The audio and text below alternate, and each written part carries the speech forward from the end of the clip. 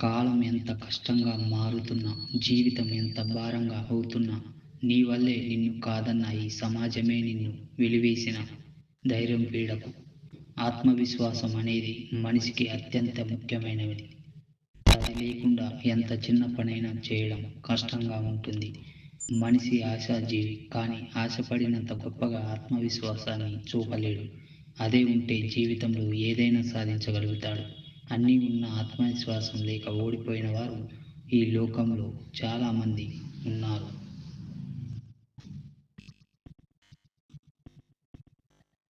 జీవితంలో గెలిచేందుకు సంపద ఉంటే సరిపోదు, సరైన ప్రణాళిక ఉండాలి. దానికి ఆత్మవిశ్వాసం కావాలి. అదే లేకుంటే చిన్న ఆయుధం కూడా మీతో ఆడుకుంటుంది. అదే ఆత్మవిశ్వాసం ఉంటే గడ్డి పరక కూడా ఆయుధంగా మారి శత్రువులను అడ్డుకుంటుంది. ఒక రాజు తన శత్రువులపై దాడి చేసేందుకు సైన్యాన్ని సిద్ధం చేశాడు. యుద్ధానికి సిద్ధమయ్యాడు. ఈ యుద్ధంలో ఎలాగైనా గెలుస్తామని నమ్మకంగా ఉన్నాడు. కానీ సైనికులు చాలా అనుమానించారు. మనం గెలుస్తామో లేదోనని సైన్యాధిపతి కూడా చెప్పుకొచ్చాడు. రాజు తన సైనికులను ప్రోత్సహించడానికి ఏమి చేయాలని ఆలోచించాడు.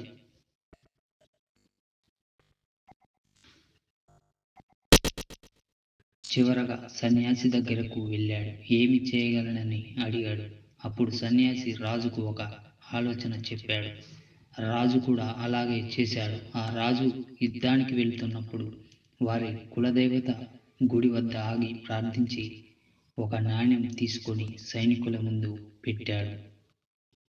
నేను ఇప్పుడు ఈ నాణ్యం తిప్పుతాను. ఇది తల పడితే మనం గెలుస్తాము, లేకుంటే యుద్ధంలో ఓడిపోతామని చెప్పాడు. మన తలరాత మన విధిని ఈ నాణ్యం చెబుతుందని నాణ్యాన్ని గాలికి వదిలేశాడు.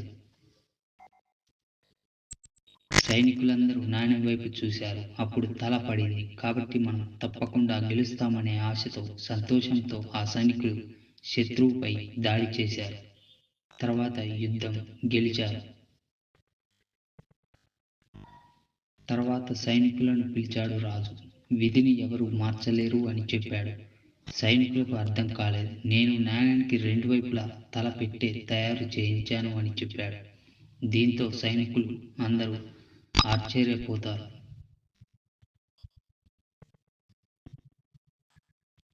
ఆత్మవిశ్వాసంతో వ్యవహరిస్తే దేనైనా సులువుగా చేయించి విధిని మార్చుకోవచ్చని చెప్పాడు రాజు. ఏది జరగాలో అదే జరుగుతుంది. అయితే ఆత్మవిశ్వాసం ఉంటే మన వైపే విజయ అవకాశాలు ఎక్కువగా ఉంటాయి. మనం సాధారణంగా వెళ్ళి యుద్ధం చేయడం కంటే ఆత్మవిశ్వాసంతో వెళ్ళి యుద్ధం చేస్తే ఖచ్చితంగా గెలుపు మన సొంతం అవుతుంది. ఆత్మవిశ్వాసం లేకుంటే ఎలాంటి పని చేసినా నో యూజ్.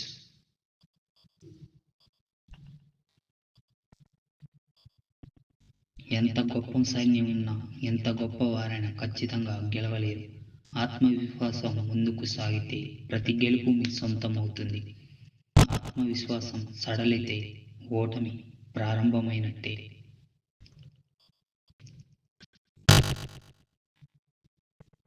అదే ఆత్మవిశ్వాసం మనలో నిర్భరంగా ఉంటే విజయం మనల్ని వరించినట్టే. సూర్యుడు పగలే దారి చూపగలడు. అదే ఆత్మవిశ్వాసం శూన్యంలోనూ దారి చూపిస్తుంది. లోకంలో ఉన్న చీకటంతా ఒక్కటైనా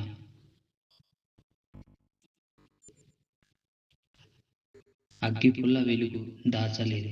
నీ లక్ష్యానికి ఆత్మవిశ్వాసం, కృషి తోడైతే నీ విజయాన్ని ఎవరు ఆపలేరు. పిరికితనం మనిషిని నిర్వీర్యం చేస్తుంది. ఆత్మవిశ్వాసం విజయ పదం వైపు నడిపిస్తుంది.